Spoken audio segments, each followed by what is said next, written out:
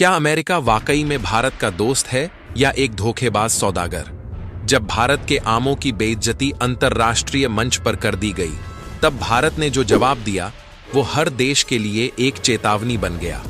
पूरी सच्चाई जानिए इस वीडियो में। जब भारत के मीठे आम को अमेरिका ने खतरनाक कह दिया, तो ये सिर्फ एक फल की नहीं, हमारे किसान की मेहनत, हमारी मिट्टी की इज्जत और भारत की प्रतिष्ठा की बेइज्जती थी। लेकिन भारत ने सिर्फ जवाब नहीं दिया, पूरी दुनिया को दिखा दिया कि ये नया भारत है, न झुकेगा न रुकेगा। इस वीडियो में जानिए अमेरिका को भारत से माफी क्यों मांगनी पड़ी, भारत ने कौन सा दांव खेला और कैसे हमारे आम ने दुनिया में हिंदुस्तान का झंडा गाड़ दिया। तो वीडियो को पूरा जरूर देखिए। और अगर आप देशभक्ति से जुड़ी ऐसी ही दमदार कहानियां देखना चाहते हैं तो चैनल को अभी सब्सक्राइब कर दीजिए और बेल आइकन दबाना मत भूलिए, क्योंकि आपकी एक क्लिक हमें ऐसी और वीडियो लाने के लिए मोटिवेट करती है। कुछ समय पहले की बात है जब अमेरिका ने भारत के आमों को लेकर ऐसा बयान दिया जिसने हर भारतीय को चौंका दिया।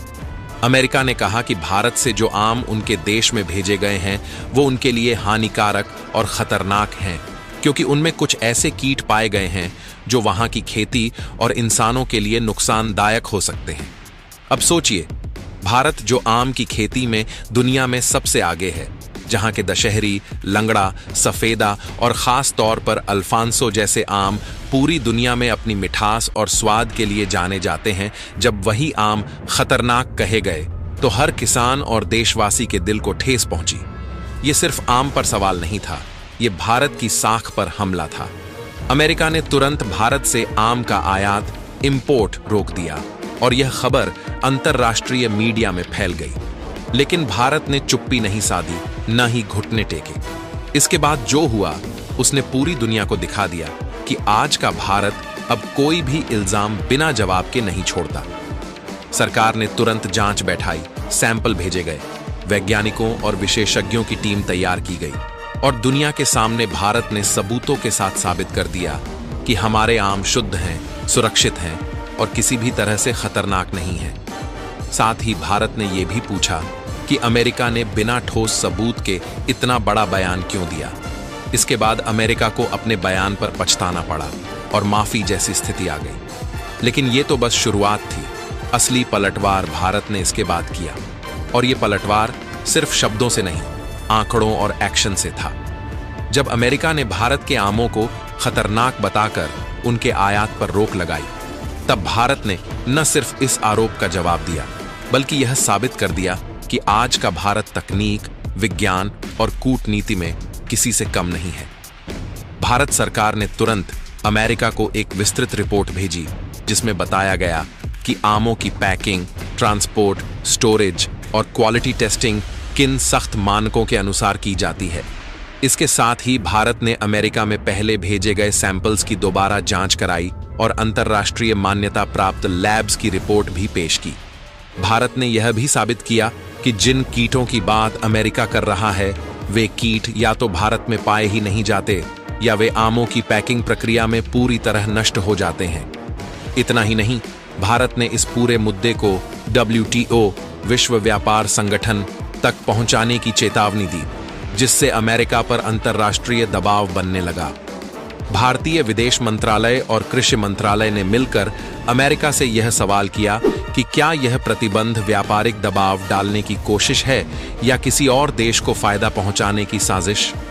भारत ने अमेरिका को यह भी याद दिलाया कि पिछले 5 सालों में भारत से लाखों टन आम अमेरिका को भेजे गए हैं, जिनमें से एक भी बार कोई स्वास्थ्य या पर्यावरण संकट नहीं हुआ।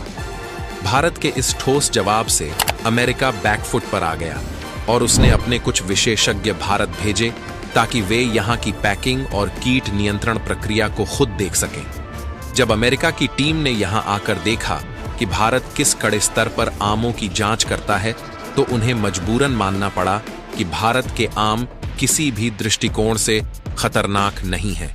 ये एक कूटनीतिक जीत थी और ये दिखाता है कि आज का भारत सिर्फ जवाब नहीं देता, बल्कि सामने वाले को आईना भी दिखा देता है। अमेरिका द्वारा लगाए गए प्रतिबंध ने भारत को एक ऐसा मौका दे दिया जिसे भारत ने पूरी दुनिया के सामने अपनी ताकत और समझदारी से भुनाया। भारत सरकार ने तुरंत मेक इन इंडिया और ब्रांड इंडिया कैंपेन के तहत जीआई टैग वाले आमों की अंतर्राष्ट्रीय ब्रांडिंग शुरू की।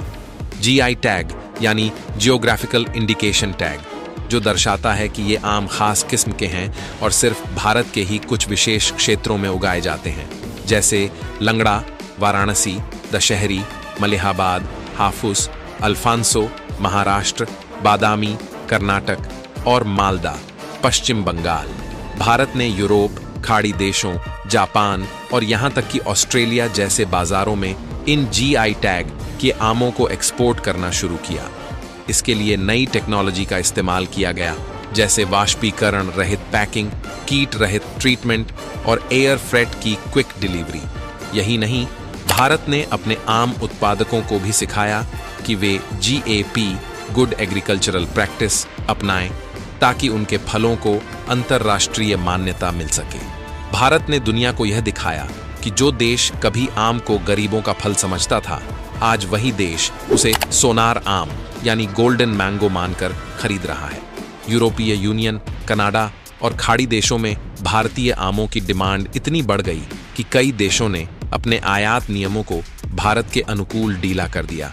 इससे न सिर्फ आम की कीमतें बढ़ीं, बल्कि किसानों की आमदनी भी दोगुनी हो गई। और अमेरिका, जिसने कभी आमों को खतरनाक कहा था, अब खुद भारत से जीआई टैग वाले आम मंगवा रहा है, वो भी बिना किसी रोक टोक के। भारत ने इस घटनाक्रम के जरिए दुनिया को एक बड़ा मैसेज दिया कि अब हम सिर्फ कच्चा माल बेचने वाला देश नहीं हैं, हम ब्रांड बनाते हैं। और अगर कोई हमें नीचा दिखाने की कोशिश करता है, तो हम उस चुनौती को मौके में बदलकर दुनिया को चौंका देते हैं। यही है नया भारत, आत्मनिर्भर, स्वाभिमानी और ग्लोबल विजय। भारत ने जब जीआई टैग वाले आमों को दुनिया के सामने पेश किया और जब यूरोप, अमेरिका जैसे देश इन्हें हाथों हाथ लेने लगे, तो सरकार ने यहीं रुकने का नाम नहीं लिया। यही मॉडल अब दूसरे फलों, मसालों और भारतीय खास उत्पादों पर भी लागू किया गया। केसर, काली मिर्च, दार्जिलिंग चाय, नागालैंड की मिर्च, बनारसी पान और अब तो झारखंड का लिट्टी चोखा और बिहार का मखाना तक जीआई टैग लेकर विदेशों में धमाल मचा रहे हैं। अब बात सिर्फ एक्सपोर्ट तक सीमित नहीं है। भारत ने यह साबित किया है कि देशी प्रोडक्ट्स में वह दम है जो विदेशी बाजारों में सुपर ब्रांड बन सकते हैं।